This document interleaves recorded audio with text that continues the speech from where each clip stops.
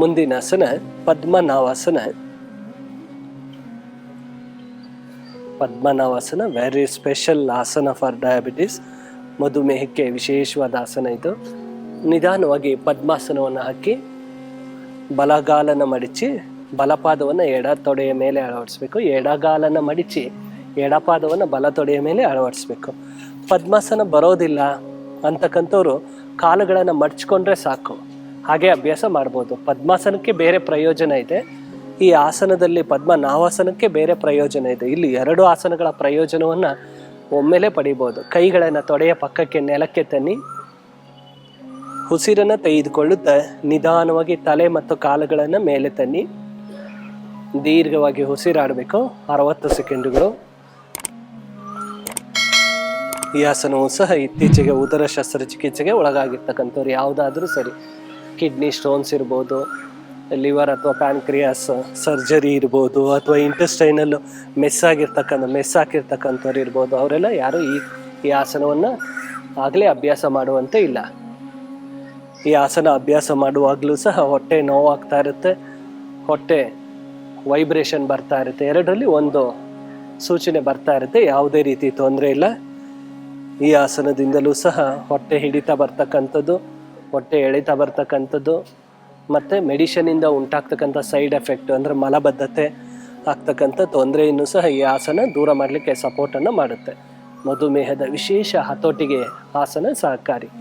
ಉಸಿರನ್ನು ಹೊರಗಡೆ ಬಿಡುತ್ತಾ ನಿಧಾನವಾಗಿ ತಲೆ ಕಾಲುಗಳನ್ನು ಕೆಳಭಾಗಕ್ಕೆ ತನ್ನಿ. ಶವಾಸನಕ್ಕೆ ಬನ್ನಿ, ವಿಶ್ರಾಂತಿಯನ್ನು ಕೊಡಿ.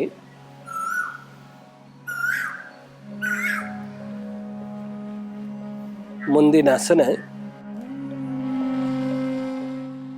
ಮತ್ಸ್ಯಾಸನ. ಪದ್ಮಾಸನವನ್ನು ಹಾಕಿ ಅಥವಾ ಹಾಗೆ ಕಾಲುಗಳನ್ನು ಮಡಿಚಿ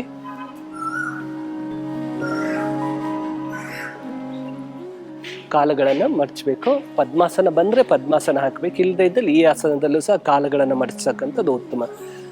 ಮಂಡಿ ನೋವಿದೆ ಅಂತಕ್ಕಂಥವ್ರು ಸಹ ಕೈಗಳನ್ನು ನಿಧಾನವಾಗಿ ಮೇಲೆ ತನ್ನಿ, ಹಸ್ತಗಳನ್ನು ತಲೆಯ ಪಕ್ಕಕ್ಕೆ ಅಳವಡಿಸಿ, ಉಸಿರನ್ನು ಹೊರಗಡೆ ಬಿಡುತ್ತಾ ಎದೆಯನ್ನು ಮೇಲೆ ತನ್ನಿ, ನೆತ್ತಿಯನ್ನು ನೆಲಕ್ಕೆ ಅಳವಡಿಸಿ, ಕಾಲುಗಳನ್ನು ಹಿಡಿಬೇಕು. ಕಾಲುಗಳನ್ನು ಹಿಡ್ಕೊಳ್ಳಿ. ಸಾಧ್ಯವಾದಲ್ಲಿ ಮೊಣಕೈಯನ್ನು ನೆಲಕ್ಕೆ ಅಳವಡಿಸ್ಬೋದು ಸಾಧ್ಯವಾದಲ್ಲಿ. ಹಾಗೆ ದೀರ್ಘವಾಗಿ ಉಸಿರಾಡಬೇಕು. ಈ ಆಸನವನ್ನು ಸರ್ವೈಕಲ್ ಸ್ಪಾಂಡಿಲೋಸಿಸ್ ಇರ್ತಕ್ಕಂಥವ್ರು ಭಯಾನಕವಾಗಿ ಒತ್ತಡವನ್ನು ಕೊಟ್ಟು ಅಭ್ಯಾಸ ಮಾಡಬಾರ್ದು. ಸ್ವಲ್ಪ ತಲೆಯನ್ನು ಹಿಂದೆ ಮಾಡಿ ಅಭ್ಯಾಸ ಮಾಡೋದು, ಅಂದರೆ ಕುತ್ತಿಗೆ ಮೇಲೆ ಪ್ರೆಷರನ್ನು ಕಡಿಮೆ ಮಾಡಬೇಕು ಅಂತಕ್ಕಂಥದ್ದು. ಹೃದಯದ ಶಸ್ತ್ರಚಿಕಿತ್ಸೆಗೆ ಒಳಗಾಗಿರ್ತಕ್ಕಂಥವ್ರು, ಮತ್ತು ಉದರ ಶಸ್ತ್ರಚಿಕಿತ್ಸೆಗೆ ಇತ್ತೀಚೆಗೆ ಒಳಗಾಗಿರ್ತಕ್ಕಂಥವ್ರು, ಮತ್ತು ಸ್ಪೈನ್ ಸರ್ಜರಿ ಆಗಿರ್ತಕ್ಕಂಥವ್ರು ಈ ಆಸನವನ್ನು ಅಭ್ಯಾಸ ಮಾಡಬಾರ್ದು. ಅದರಲ್ಲಿ ಹಾರ್ಟ್ ಅಂದರೆ ಈ ಸ್ಟಂಟ್ ಆಗಿರ್ತಕ್ಕಂಥವ್ರು ಅಥವಾ ಬೈಪಾಸ್ ಆಗಿರ್ತಕ್ಕಂಥವ್ರು ಅಭ್ಯಾಸ ಮಾಡಲೇ ಕೂಡ್ದು. ಅವ್ರಿಗೆ ಬೇರೆ ರೀತಿಯ ಆಸನ ಅಂದರೆ ನಿಂತು ಮಾಡ್ತಕ್ಕಂಥದ್ದು ಏನು ಮಾಡಿಸಿದ್ದೋ ಆ ರೀತಿಯ ಆಸನಗಳನ್ನು ಅಭ್ಯಾಸ ಮಾಡ್ಬೋದು. ಈ ಆಸನವು ಸಹ ಮಧುಮೇಹದ ಹತೋಟಿಗೆ ವಿಶೇಷ ಸಹಕಾರಿ. ಕಾರಣ ಕಿಡ್ನಿಗಳ ಮೇಲೆ ಮತ್ತು ಪ್ಯಾನ್ಕ್ರಿಯಾಸ್ನ ಮೇಲೆ ವಿಶೇಷ ವ್ಯಾಯಾಮ ಇದೆ. ಉಸಿರನ್ನು ಹೊರಗಡೆ ಬಿಡುತ್ತಾ ನಿಧಾನವಾಗಿ ಶವಾಸನಕ್ಕೆ ಬಂದು ವಿಶ್ರಾಂತಿಯನ್ನು ಕೊಡಿ. ಬಲವಂತವಾದ ಪ್ರಯತ್ನವನ್ನು ಯಾವ ಆಸನದಲ್ಲೂ ಮಾಡಬಾರ್ದು. ನಮ್ಮ ಸಾಮರ್ಥ್ಯ ಏನಿರುತ್ತೆ ಆ ಸಾಮರ್ಥ್ಯದಲ್ಲಿ 5ರಿಂದ 10 ಭಾಗದಷ್ಟು ಕಡಿಮೆ ಒತ್ತಡವನ್ನು ಕೊಟ್ಟು ಅಭ್ಯಾಸ ಮಾಡ್ತಕ್ಕಂಥದ್ದು ಬಹಳ ಮುಖ್ಯವಾದದ್ದು.